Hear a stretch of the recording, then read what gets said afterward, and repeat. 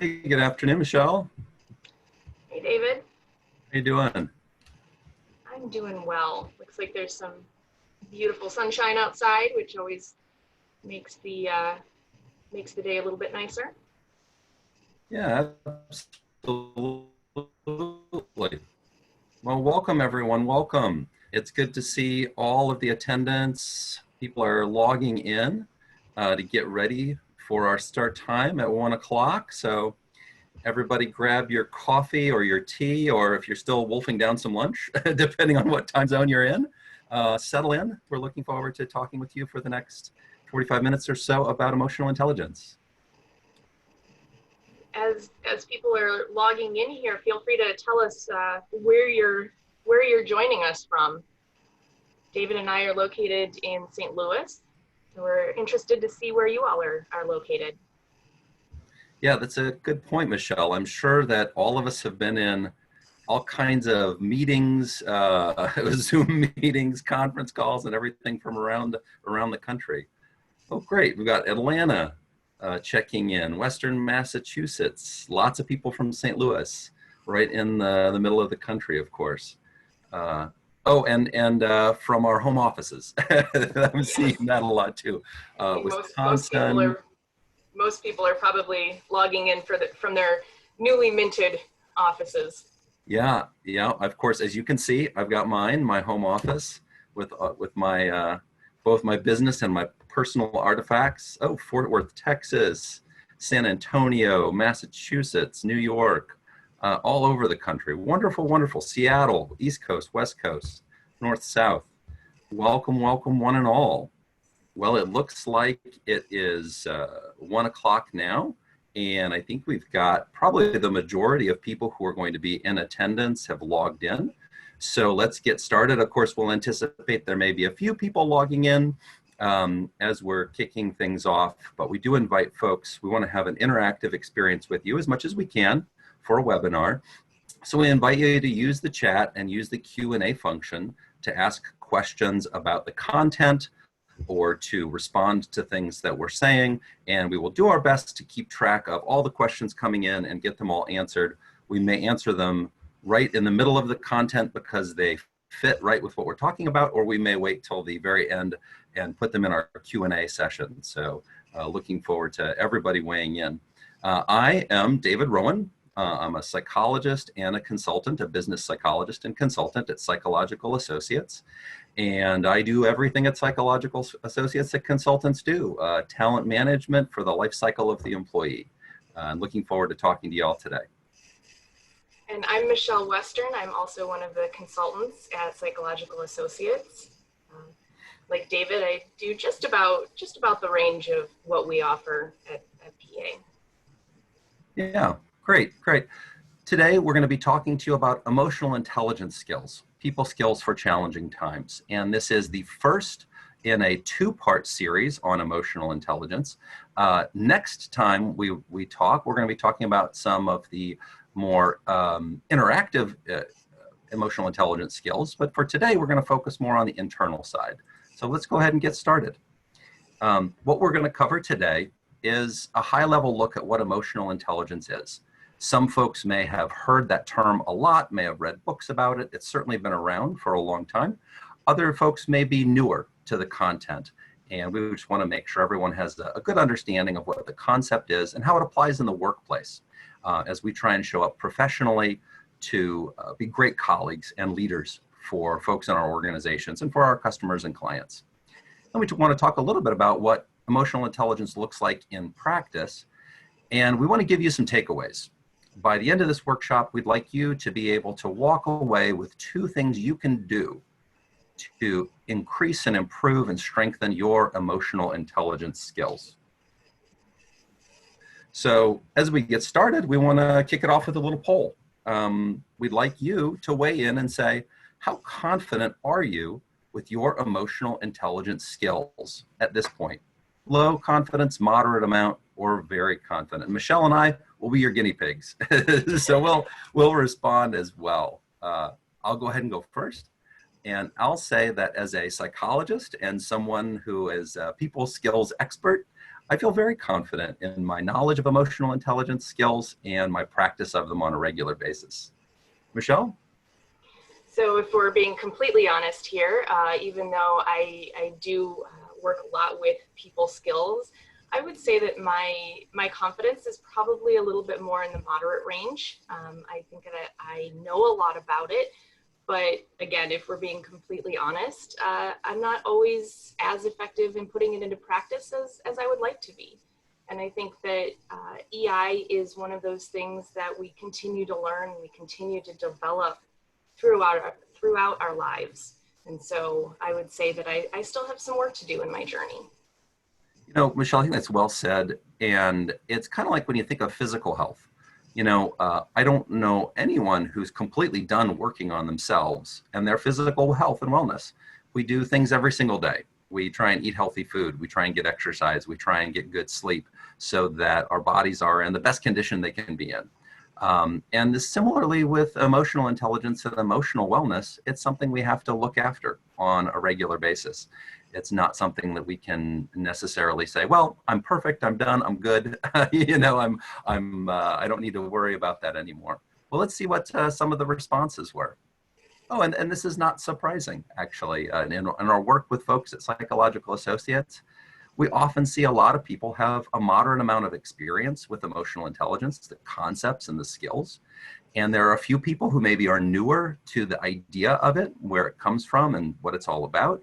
And there are a few others who are very confident in their skillfulness. Well, thanks everybody for weighing in with the poll.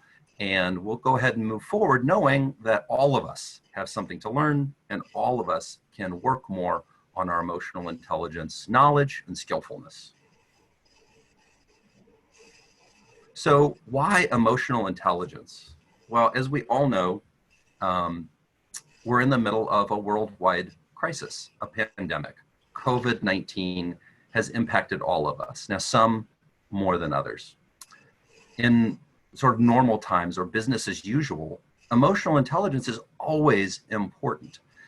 To be a great professional, to be a great colleague to your coworkers and your clients, and for me to show up as my best self for Michelle and all of my colleagues at Psychological Associates.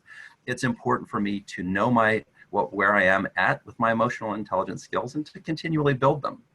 But now more than ever, during a crisis, it is particularly important for all of us to pause and reflect and take a moment to assess our skillfulness in this area and to remind ourselves of some things. And one thing is that whether we like it or not, we all experience emotions. It's just part of our reality. And we all have a unique perspective. For some people, the COVID-19 crisis is a dramatic change and everything is shifting at work and in your personal life. For other people, you may have been working from home for years and your team may have been working remotely and you may have done Zoom meetings for the last decade. And so for you, your day-to-day life may not have shifted all that much. But each of us comes with a unique perspective. And that perspective informs our reality, how we think of the world, how we experience it, and the assumptions we make, and the way we approach our day-to-day life and the activities and the things we need to do. And of course, then our perspectives and our reality then shape our emotions and ultimately our behavior. And of course, as we all know, as professionals and leaders, it's through our behavior that we show up with others. And we want our behaviors to be effective, understanding, kind, and of course, productive. We need to meet the mission of our organizations and we need to meet the needs of our clients. Maybe now more than ever, we need to meet the needs of our clients because some of our clients their needs are shifting. And so we need emotional intelligence now more than ever because we want our emotions and behaviors to be as effective as they can be so that we can be and provide the best service to others that's possible. And finally, it's those relationships and results that it's all about. We all come to work every day to show what we can do as professionals and to deliver those services that we deliver in our expertise. And if we are off our game for all kinds of different reasons, we may not produce the same results. And now more than ever, we need all the skills we can get to produce the best results for those around us. Michelle? Yeah, and as David said, emotional intelligence is always important in the workplace, but even more so when so many people are working from home and maybe working from home for the first time. We have a very different workplace that we're trying to navigate our way through. And for many of us, we no longer have those sort of casual water cooler interactions that we rely on to kind of gauge how things are going with the people around us. I think that, these days we may be starting to realize how much we rely on picking up on some of those factors. But in the absence of being able to look out, from your desk and maybe see the look on your colleague's face to see how their day might be going, we have to be so much more deliberate in the way that we're interacting with one another. And emotional intelligence plays a huge part of that. Absolutely. I just want to kind of underline and highlight what you just said. On a regular day when it's business as usual and we're all in that common office space, or things are humming along in our business lives and we have the touch points and contacts with our coworkers and our boss and our direct reports and all those folks around us, we can, without maybe even having to intentionally think about it, read other people's reactions during a meeting. We can take the temperature of our team and see how everyone's morale and mood and productivity is on a given day. We can walk through the office and feel the buzz of energy as everyone's plugging away and getting things done. But now we don't have that opportunity. And so we do have to be more intentional about how we take the temperature, about how we read expressions, about how we understand are all of the people we care about, are they able to be productive? Do they have the things they need to get their job done? Is there anything impeding that? Is there anything impeding our ability to get our jobs done? And so paying attention now, intentionally, that was a little repetitive, paying attention intentionally, but you guys know what I mean. Paying attention is so important, and being more aware and mindful now more than ever. Well, at the beginning of this, some folks said that they had a strong sense of emotional intelligence. Others said they had a moderate level of confidence with it. And a few said they were maybe more new to the topic. Well, we want to share with you a model of emotional intelligence. And of course, this comes from Goleman. And as we're putting the model up here and sharing it with you all, folks probably know that it comes from Goleman originally, and it's an idea that's been around for a long time.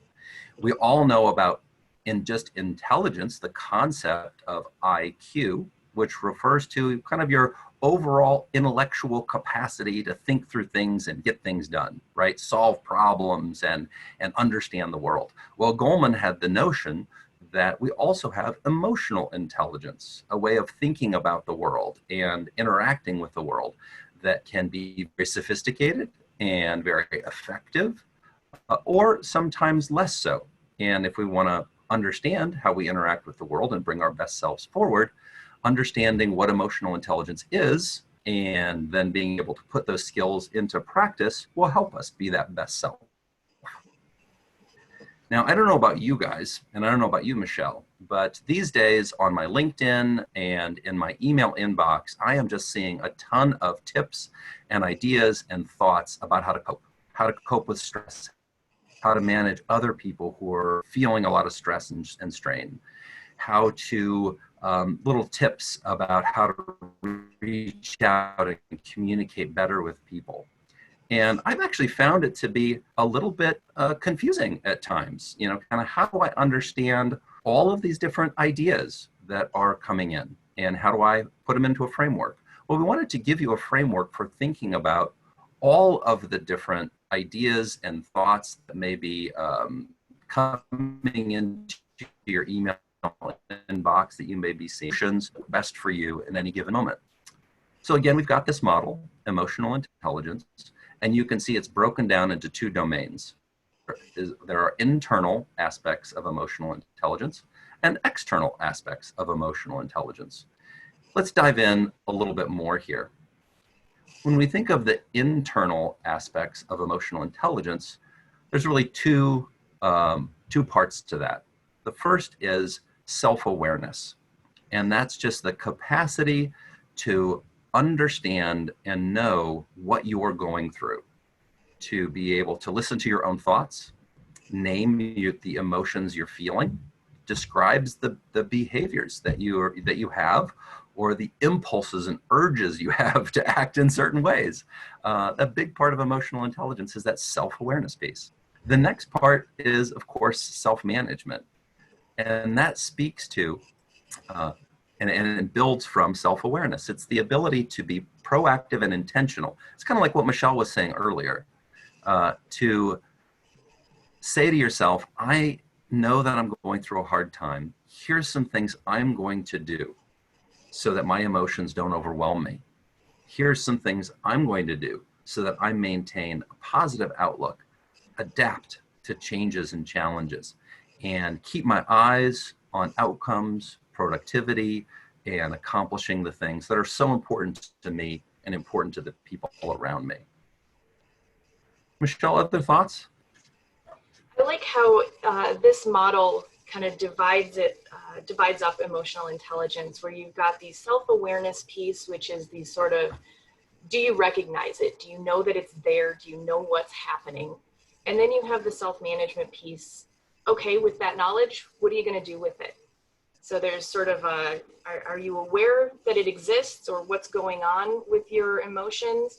And then the other side of it is the, okay, what do you do with that knowledge? Yeah, and that's so important. Anytime we look at models, as a psychologist, I can be a geek about models, right? I like theories and concepts, and I like to see how people work and make some tick. And models are all well and good. They help us understand the world, but ultimately, models are most effective when they give us a little sense of direction. They help us say, oh, okay, now that I understand it better, now I've got an idea of something practical that I can do more effectively, better the next time. And so, yeah, you're absolutely right, Michelle, that the self-management piece is the bridge between theory and practice, and so important for us in our business lives. Now, there are two other elements, and these are more the external facing elements of emotional intelligence. And here we see social awareness, kind of like self-awareness, but of other people. Your capacity to understand what other people are going through, empathize with their struggles and difficulties and when they get stuck on something. And not just individuals, but your awareness of your whole team, your whole organization. We mentioned earlier the idea that, before COVID-19, when we could show up to meetings, we could take the temperature and understand what the mood or morale or feeling of a group of people was. That's kind of what social awareness is all about. And of course, we do that all the time, sometimes without even thinking about it. And then we have relationship management. And that's, as Michelle was saying, that's taking that social awareness and realizing, oh, there are specific things I can do. Shift my facial expression, change my tone of voice, consider how I'm phrasing things to influence others. Think about my coaching style, my mentoring style. Am I showing up in a way that's compassionate and kind, and balancing that with, hey, we also are here to accomplish a mission and do a job, and holding people accountable. Am I motivating others? Those kinds of things.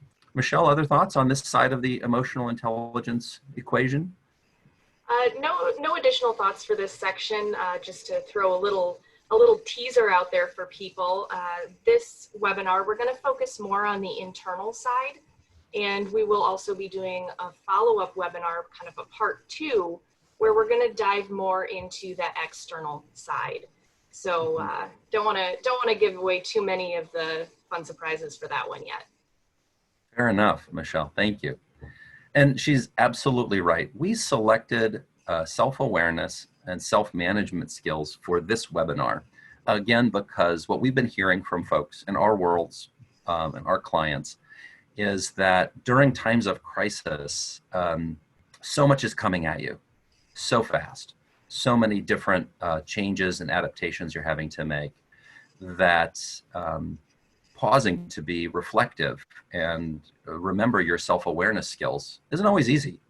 In fact, I don't know about you guys, I've seen the memes going around, Facebook and LinkedIn and whatnot, that one day just feels like another. I don't know if you've seen any of those, oh, is it Monday, Tuesday, Wednesday? Is it May, April? I don't know what time it is. Is it morning, noon, or night? And so under these kinds of conditions, when we're having to shift and move around and adapt, we don't necessarily always think to engage that self-awareness skill. So we wanted to put out a reminder to folks and give you some tips on how to do it. And then also self-management. That's oftentimes when it's toughest. It is during a crisis to engage all those self-management skills. All of us know so much information about health and exercise and wellness. How many of us actually exercise every day? How many of us put to use some of those skills to eat all that healthy behavior, right? So we want to give you, again, some tools and ideas of things you can do and put to practice with those self-management skills. Well, let's take a little poll as we're making that segue from the model to the skills, and that is, which emotional intelligence skills do you need to develop further? Michelle, do you want to comment on, is it self-awareness? Is it self-management for you? Yeah, I would say the one that I need to work on more and continue to develop is more the self-management. I think generally speaking, I tend to be fairly self-aware, aware of how I'm reacting to a situation, how that situation is making me feel. But it's the, okay, what do I do with it? How do I manage it? And how do I make it productive is the part that I think I still need to develop. Yeah, that's fair. And I would agree with you. I think I do a decent job of self-awareness, and I'm always working on self-management. Whatever emotional state I happen to be in, whatever challenge I happen to be facing, the people who I'm needing to deal with, I have to be thoughtful about how I want to show up. I have to be cognizant of how what I'm doing may be impacting those around me. And I want to make sure that however I show up, I'm bringing out the best in everyone around me. And I think it's through thoughtful, mindful, intentional self-management that we can do that. And as somebody who is, I tend to be a bit more of a thinker than a feeler. And so sometimes I have to remind myself that yes, emotions are inevitable, and whether I like it or not, if I'm reacting emotionally to a situation, I have to deal with that. I can't just wish that it wasn't something that I was having to deal with. Yeah, that's a great point. I'm noticing someone spoke up in the chat, and I really appreciate that folks are contributing in that way. I love making it interactive. And the comment is about the difference between personal and professional, and that's such a great point. It really is. In our personal lives, of course, we are much more intimately involved with those around us, and we may want to help them through emotional difficulties in different ways. As professionals, we, of course, want to be compassionate to our colleagues, but we don't carry maybe the same level of intimate responsibility for helping folks get unstuck from the emotional difficulties that they're in. Michelle, I don't know if you have any other thoughts about that? No, I was just taking a look at the results from this poll where it looks like self-management is the one that people really want to learn how to develop further. Pretty overwhelming majority there. So not to fear for those of you who listed self-awareness, we do have some tips that we're going to get into for that one as well. Yeah, great. Well, then we'll make sure we spend a bit more of our time on the self-awareness side. And of course, for the person who put that into the chat, if you have any additional thoughts, we'll have some time in the Q&A at the end about how to show up, differently, personally and professionally. Let's move into self-awareness now. So I mentioned at the very beginning that self-awareness is foundational and fundamental for emotional intelligence. It's certainly one of the skills that's necessary to bring your best self forward, but it isn't sufficient because we also need those self-management skills. And you can think about this again. I've been kind of talking about physical health and wellness, and that we all pay attention to our physical health and wellness. And in the same way that if you were out for a run or a swim or doing anything that you do to keep yourself fit and healthy, as you go along, whatever that exercise might be, you are paying attention to how you feel. It's, can I run a little bit faster? Maybe I have the energy to do it. Can I run a little bit slower if I'm feeling exhausted? I think maybe I might need to. So you can kind of think about, yeah, we're always doing some self-check-ins in some ways. A great question coming in from folks. How do I know whether or not I have a high level of self-awareness or I'm engaged in self-awareness? Well, you guys asked the perfect question at just the right time. One skill that we don't often engage in, but we can to build our self-awareness muscle, is a self-check-in through reflection. In talking to folks, executive coaching and clients that we have, folks say, oh, it's great to know that a person has strong emotional intelligence, skillfulness, but what if they want to build it and grow it? What can they do? And it's through reflection that you can build your self-awareness. And one thing you can do is that self-check-in. I'll just point out, I mentioned earlier, I'm in my home office here. And so I've got right here on my desk, actually, two books that I keep notes on every single day. I've got my physical health and wellness book, and I've got my emotional health and wellness book.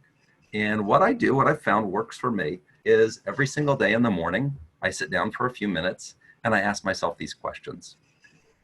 What I do is I pause, I take a breath, I intentionally ask myself, what's on my mind? Where are my thoughts going these days? What do I feel like doing? What are my impulses and desire to act in any particular direction? And then finally, what's my emotional state? Kind of taking my own temperature.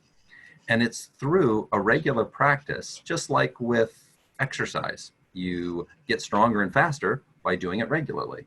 You lift more weights by lifting more weights. You can develop the habit and the structure of self-check-in throughout the day, at times that make sense for you in the midst of a crisis or difficult experience, so that you know where you are before you start to try and work on improving yourself and making sure you're showing up in the best possible way. Michelle, thoughts? Yeah, this example that David gave of taking a few moments to write down, kind of taking your own pulse, if you will. It's not unlike in a business context, where you pay attention to those things that are important to your business, right? And so if you're a business that has maybe in retail, you focus on sales. You measure what the sales look like, right? And so in the same way for emotional intelligence, you're prompting yourself to look at those things that are important.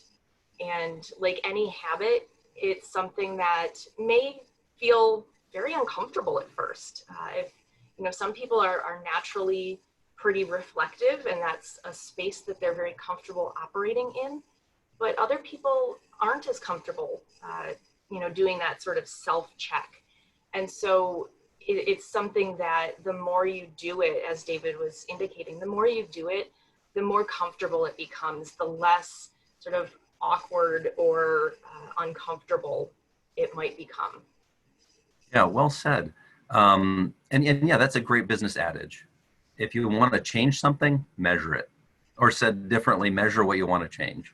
And it's an interesting psychological phenomenon, and psychologists have known this for many years, that just by paying attention to something, it already does start to change. Just by paying attention to your mood, you may notice that a certain part of your brain clicks in and you start to think about, oh, I'm in that kind of a headspace or that kind of a mood. What am I going to do about it? How is it impacting me? How might I shift it or change it? Or what could I do to take care of myself in a different way?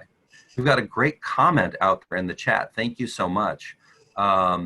It's saying, hey, that self-awareness is the difference between being aware of the self versus and taking action versus knowing how or what to change, which is more the action portion. I think that is well said. Yeah, the self-awareness piece is just that. It's kind of a coming to terms with what you're actually experiencing right here and right now. And then the next step is kind of deciding how and what to do about it. Yeah, well said. So I don't know if this has happened to you, David, or to Michelle, any of you out there. I know that sometimes once I key into something, you start noticing it in your environment more. So I remember distinctly the first time that I really kind of noticed the Chevy Camaro, and all of a sudden, when I was kind of out in the world and looking around, all of a sudden I started noticing this vehicle more and more often. Now, obviously, it didn't just appear out in the world when I noticed it. It was always there. I just wasn't attuned to it. I wasn't tuning into it. And so this is kind of what we're talking about in terms of you prompt yourself to notice these things in your environment, and then it becomes more natural that your brain will tune into it kind of on its own. Yeah, that's a great point. That's a great point. It's sometimes just the simple act of sitting down is the beginning of that process for change, and you become quicker, faster, better the more often you do it. All right, well, let's keep on moving. Great questions, everybody. Let's talk about self-management. That's an area where most people were interested in. There are all kinds of skills when it comes to self-management. Working on maintaining a positive outlook and an optimistic outlook. Building up your motivation and tapping into that why that drives you every day. It gets you excited and enthusiastic about your work and about your colleagues and your relationships. Today, though, we wanted to talk about balanced thinking because right now, again, in some pretty unusual circumstances, I've certainly never been in circumstances like this in my life before. We've got a lot of thoughts bouncing around in our brains, and psychologists talk a lot about how thoughts influence behaviors, how thoughts influence emotions. And I don't know about you guys, but I certainly have had a myriad of thoughts ever since COVID-19 news started popping up. And some of those thoughts were very balanced and even keeled and steady. And some of my thoughts, I gotta be honest with you, have gone a Well, looks like we might be having a little bit of technical problem there. Oh, I'm sorry, Michelle, you want to jump in? Oh, it looked like we were having a little technical problem there where it froze for a second, but you're back, so keep going. I'm so sorry. This is the Zoom world we live in. Thanks for your patience, everyone. I'm glad I'm back. I was just saying that my thoughts sometimes have not been balanced, have not been rational. And I've had to recalibrate or rebalance my thinking. We want to talk to you guys a little bit about that, some things to look out for and some ways to bring your thoughts back into balance. So let's go ahead and move into that. Much like, oh, go ahead, Michelle. Looks like you're about to jump in. I was just going to say that I love this terminology of balanced thinking. The visual that the word balanced presents to you. We've all tried to balance on something at some point in our lives, right? And what usually happens before you find that center, you find yourself kind of leaning to one side. And as you try to correct, most of the time you don't correct yourself right back to the middle. You overcorrect a little bit and you kind of lean over to this other side before you are able to figure out what is centered feel like. And that's exactly what happens in this balanced thinking. You can kind of be weaving back and forth a little bit of overcorrecting maybe. There may need to be a few adjustments before you're able to find what centered feels like. And the more practice that you put into it, the the quicker you're able to find that centered, sort of more rational way of thinking. So it may not be that by practicing self-management, you no longer have sort of some of the irrational thoughts. We all have them from time to time, but you will be able to find that center more quickly, identify when you're kind of leaning to one side or the other, and then kind of right yourself more easily. Yeah, exactly right, Michelle. Psychologists have identified a lot of different thoughts that can be what we call irrational thoughts that can take you down into a dark hole or lead you astray from your more sort of day-to-day stable self. At this point with the crisis, we wanted to point out these three. And the first one's realistic expectations, the next catastrophizing, and then overgeneralizing. We want to try and describe them. And as we do, we welcome you in the chat or in the Q&A to comment on kind of your thoughts about what you do, either to manage them. I am noticing somebody jumped in and already said, hey, yeah, I know about catastrophizing. Yeah, it's tough, isn't it? It really is tough. And so it's a situation where we have to be very intentional with rebalancing our thoughts. Well, let's look at realistic expectations. I wanted to start there. I don't know about you all, but as a professional, I care a lot about my job and what I do. And I care about helping people every single day. And sometimes I can have unrealistic expectations of myself. During this time with so much going on, I'm married, I've got 3 kids, there's 5 people in my house right now. And so I've got a lot going on. I've got baritone lessons, and I've got math tutors, and I've got a wife who teaches, who's trying to teach kids remotely. And sometimes I think, boy, I've got to show up perfectly. I've got to show up perfectly for Michelle, my colleagues at Psych Associates. I've got to show up perfectly for my family. I've got to show up perfectly for everybody who depends on me. And man, it can get real overwhelming real fast. Now, on the other side of that coin, though, so that's kind of the perfect expectations here, is to kind of have no expectations. I don't know if you guys have seen this phenomenon either, but during this time where we're all officing away from our normal place, where we're not seeing each other as regularly, where maybe for some people business has slowed down somewhat, so the demands are different or shifting, or other people in your organization may be overwhelmed, but you have got some breathing room. Some people may find they don't have enough expectations of themselves. And so we can get caught in either trap. We can either expect perfection, or we can say, gosh, nothing's expected of me right now because the circumstances are so unusual and different. So I think we all want to recalibrate and consider, where am I? Am I over here in too much perfection? Am I over here in, maybe I've undersold what I can do and what I can bring? Michelle, thoughts? Well, I know that one area that a lot of people are struggling with setting realistic expectations is for all of you out there who find yourself to be newly minted homeschool teachers. Yeah.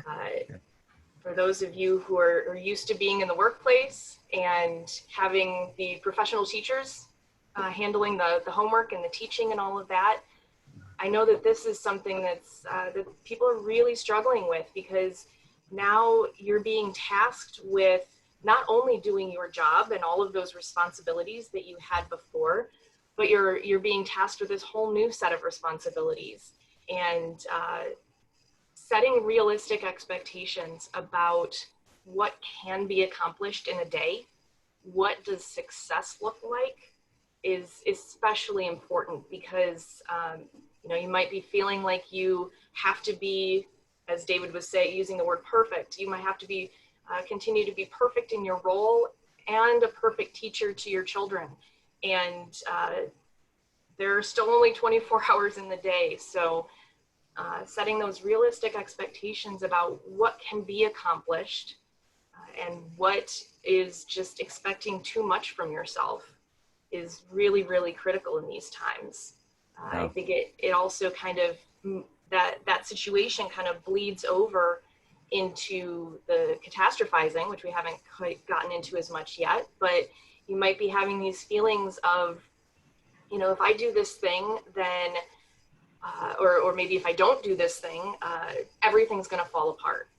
Or if I screw up teaching my kids in these next couple of weeks, I'm going to scar them for life, or they're never going to get into college because I messed them up, or, you know, something like that. And, you know, it's easy to go to those extremes, but to then recognize that, you know what, you're probably not going to completely tank your kids' chances of getting into college just from these next couple of weeks. You know, there are realistic things that you can do, and that the world is not going to fall apart if one of those balls that you're juggling drops. Yeah. And Michelle, just to tag along there, I know at Psychological Associates, one thing we've done is we were able to move from in-office to home office pretty quickly and pretty nimbly.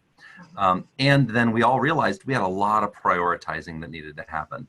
We needed to make sure that we were taking care of each other, and we needed to make sure we were taking care of all of our clients who are going through tough times. Some clients are having furloughs, let's be honest with each other. Some clients are having a drop in business and are worried and anxious. And so we want to reach out, and we want to let people know we're here for you, and we want to be helpful, and we want to be your partners to help everybody get through this together. And so that's why it's so important to have this balanced thinking, because you don't want to kind of think everything's a catastrophe and I have to respond to every single thing. But you want to think, but it's also the case that there are important things. You don't want to undersell it, you know, and say, gosh, this is not a catastrophe. In fact, nothing's happening and nothing's different. And we're just going to do business as usual. And, you know, I'm going to be business as usual with everybody who I talk to on the phone every single day and every Zoom call that I'm on. That there's a Goldilocks in there somewhere where you can say, here are the most important things. Here are the things that I have to prioritize because I need to take care of my business, my core mission, my core clients, and that's the stuff I can do something about. I'm going to do it to the best of my ability. I'm going to show up as best I can every single day, and then I'm going to have a little bit of trust too, trust in my colleagues and my coworkers, and that gets into some of the other skills of being a little open to some of the realities and challenges that we're facing, and being able to forgive yourself at times. You know, maybe you did have a little misstep. Avoid overgeneralizing. That's the next one. And you can see how these all kind of, they go together in some ways. You don't want to have perfect expectations. You don't want to have no expectations. You don't want to catastrophize. You don't want to minimize or undersell. You also don't want to overgeneralize, or you don't want to miss picking up on cues that could be telling you something. So when we think about overgeneralizing, that's taking one piece of information and imagining that it paints the picture for everything, that everything now is going to be viewed through that lens. It's my boss didn't like my tone in one email, so, oh my God, now my boss is going to just, you know, think terribly of me. Or gosh, I got one communication from a coworker through a text or an and now, oh, that coworker is going to be so disappointed, you know, really go down the tubes. So we don't want to overgeneralize, but we also don't want to miss cues that people are sending us about things. We want to be able to say, well, if there was a tone in that email or text, I do want to be able to reach out, not in a defensive way, but in a helpful way, to connect with that coworker and make sure that we're getting our ducks in a row and working well together and collaborating well. Michelle, thoughts on overgeneralizing? Well, I was actually going to respond to a couple of the comments that I was seeing here. I really love this one that's saying that there's no such thing as a good or bad emotion. There are only good and bad ways to react to them. And I think that's really true. Well said. The reality is you feel the way you feel. You know, the emotions that are generated by different situations or interactions or whatever, they are what they are.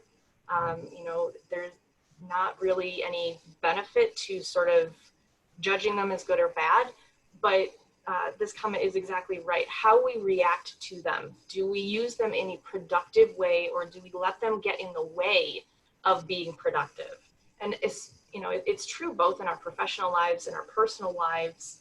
I I can see, especially in the professional arena, where there tends to be more of an expectation of leaving emotions at the door, that we can try to ignore the fact that we have emotions, and then they're still impacting, how we're reacting.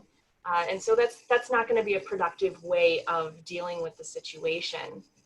And then there was another comment in here that was talking about, trying to put all of these things in practice right now when it feels like the whole world is in chaos. All of your routines have probably been disrupted. Can feel pretty overwhelming. And I would agree with that. It can be really hard to, it can feel like there's just one more thing that is now being put on your to-do list of how you should be reacting. But I think there's also a kind of a flip side that you can look at it as an opportunity, because it's really hard to change established habits and routines. And so because that disruption has happened to us, we didn't have a whole lot of say in it, but it's here. This might be an opportunity for us to recognize that, it's not business as usual. And so we can, rather than just kind of falling into those normal habits of how we deal with stressors, we can take this opportunity to say, you know what, my routine's already interrupted.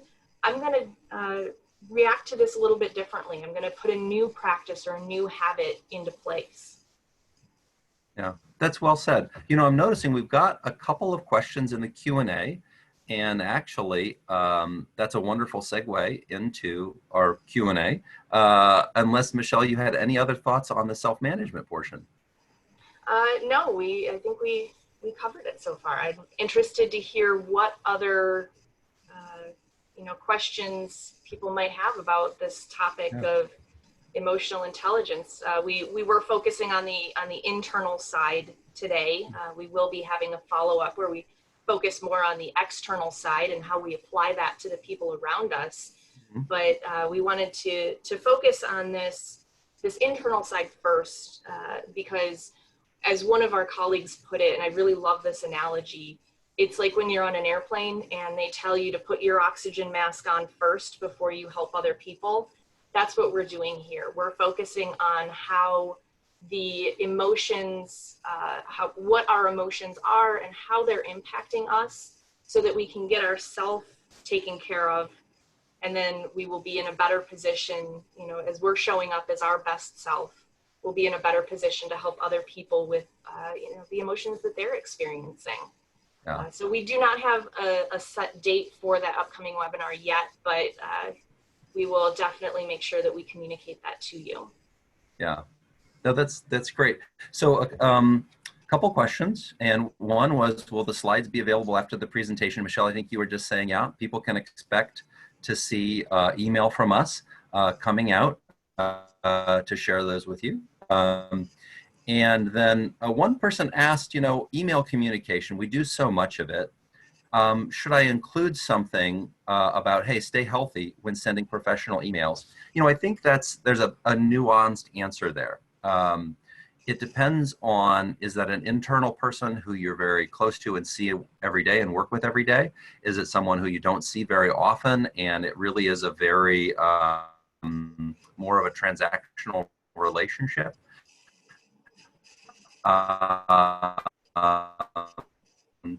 And what is your intention with that person? So those are the things you want to think about.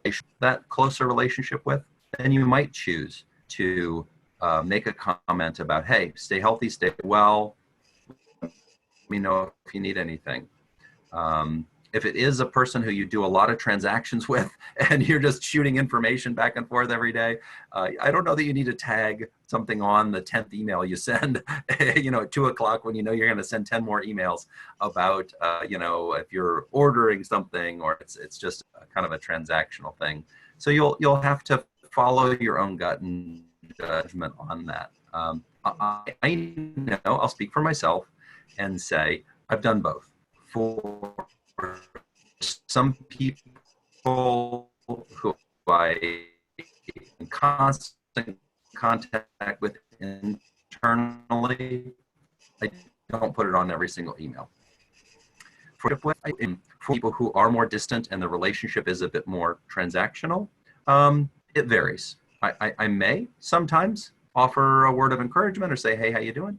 Other times I just get down to business. So it depends on the context and the environment that you're in. Michelle, thoughts? I think some of it, I agree with what you said, David, in terms of, it does kind of depend on your role, your relationship with the individual, the nature of the communication. If it's something that you're responding to or they've already reached out to you and maybe they're keeping it a little bit more business, you may want to kind of pick up your cues from how they're wording their email.